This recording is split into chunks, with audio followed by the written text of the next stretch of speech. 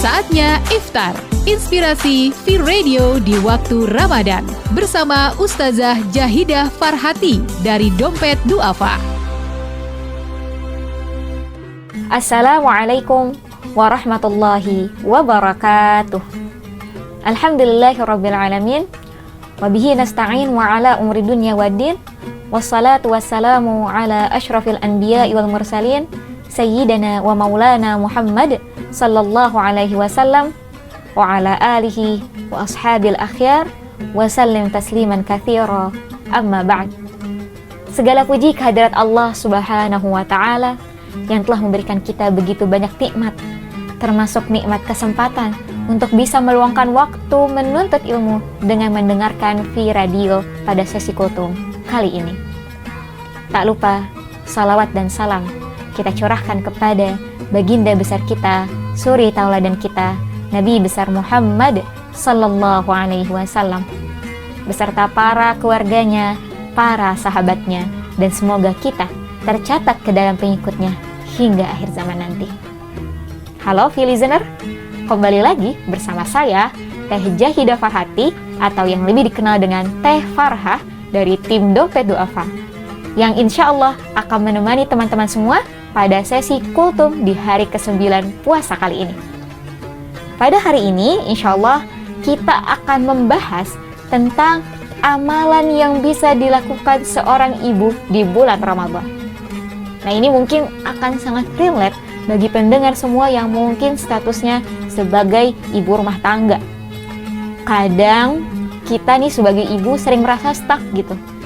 Mungkin suami kita bisa beribadah, sholat di masjid, atau mungkin anak-anak yang masih gadis bisa kesana kesini mengejar iktikaf, mengejar masjid mana, bukber mana.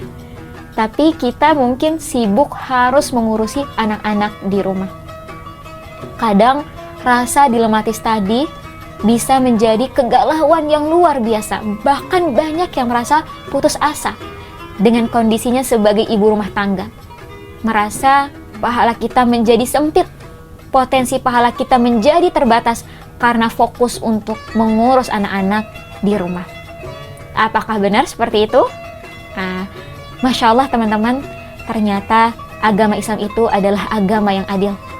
Dan ternyata kekhawatiran kita tadi gak cuma dialami oleh ibu-ibu masa kini, tapi ternyata dialami juga oleh sahabiah Asma binti Yazid radhiyallahu anha. Pada saat itu Asma curhat kepada Rasul sallallahu alaihi wasallam. Asma merasa begitu iri melihat para sahabat kaum laki-laki bisa dengan semangatnya beribadah di masjid, berbondong-bondong ke masjid, bahkan berjihad di jalan Allah Subhanahu wa taala. Sedangkan Asma dan para bunda-bunda pada saat itu harus mengurus rumah tangga. Kemudian Asma berkata, "Ya Rasulullah, wahai Rasulullah, sesungguhnya kami iri dengan kaum laki-laki. Mereka bisa pergi ke masjid, mereka bisa berjihad di jalan Allah, mereka bisa mengantarkan orang sampai kepada kuburan. Sedangkan kami di sini para wanita sibuk mengurus rumah tangga dan mengurus anak. Apakah kami bisa menyamai kualitas mereka, ya Rasulullah?" Maka Rasulullah tersenyum, teman-teman. Rasulullah paham betul, dan mungkin itu perasaan yang sedang kita rasakan sebagai seorang ibu. Merasa frustasi gak bisa nikmat beribadah seperti waktu masa single dulu.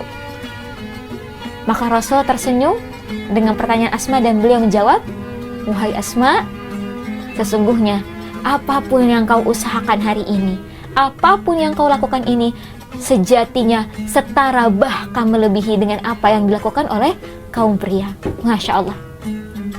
Para ibu semua, sahabat V-Radio yang juga merupakan para perempuan atau mungkin bahkan sekarang sudah menjadi para ibu, maka kita sama sekali tidak boleh berputus asa dari rahmat Allah. Sebagaimana tadi Asma telah dijanjikan oleh Rasulullah SAW bahwa kesibukan rumah tangga ini semuanya bernilai pahala, bahkan setara dengan berjihad di jalan Allah. Rasul SAW bahkan pernah bersabda, "Man jahaza ghaziyan fi sabilillahi faqad ghaza." Barang siapa yang menyiapkan ghazian, seorang tentara di jalan Allah, maka sesungguhnya dia sudah berperang. Kita di rumah mungkin tidak sempat untuk sholat berjamaah, sibuk mengurus anak, atau bahkan kita tidak bisa ikutan i'tikaf seperti orang kebanyakan karena mungkin masih memiliki toddler atau bayi.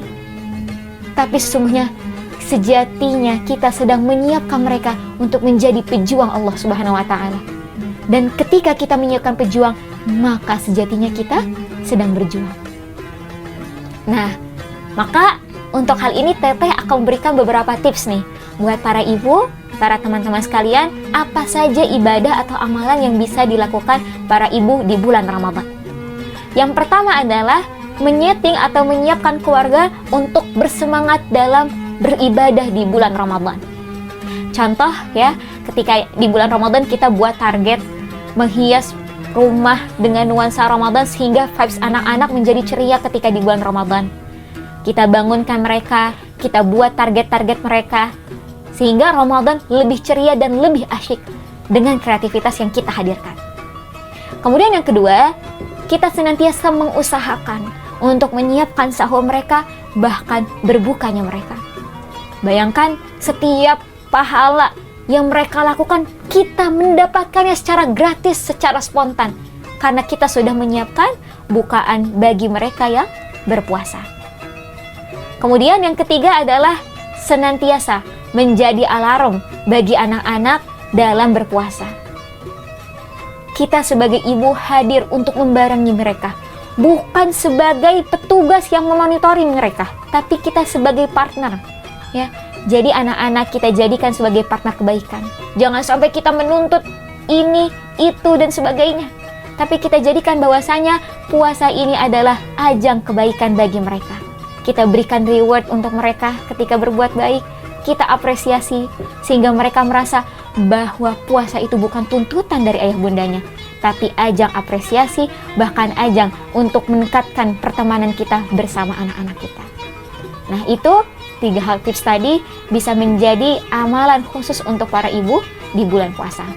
Terakhir, mungkin termasuk dilematis para ibu adalah boleh nggak sih kita mencicipi makanan ketika berpuasa? Ya, banyak terutama para ibu muda nih mungkin baru berpengalaman dalam memasak memiliki rasa kekhawatiran. Ya seperti saya sendiri gitu. Takut masakannya kurang enak, kurang pas. Sedangkan ketika berpuasa bisa jadi kita takut untuk mencicipinya. Padahal sejatinya berpuasa itu boleh saja mencicipi makanan dengan syarat tidak sampai tertelan di tenggorokan. Jadi ketika kita mencicipi, memastikan, kemudian kita melepeh kembali rasa masakan yang tadi kita cicipi, maka itu diperbolehkan. Nah, mungkin itu saja materi kita hari ini. Materi khusus untuk para ibu dalam rangka meningkatkan semangat untuk terus berproduktif, meningkatkan produktivitas, meningkatkan semangat di bulan Ramadan. Sampai jumpa di episode selanjutnya. Semoga Allah mudahkan kita. Barakallahu fikum. Wassalamualaikum warahmatullahi wabarakatuh. Sekian Iftar, inspirasi V-Radio di waktu Ramadan hari ini bersama Ustazah Jahidah Farhati dari Dompet Duafa. Terus dengarkan Iftar di waktu menjelang azan maghrib selama bulan Ramadan.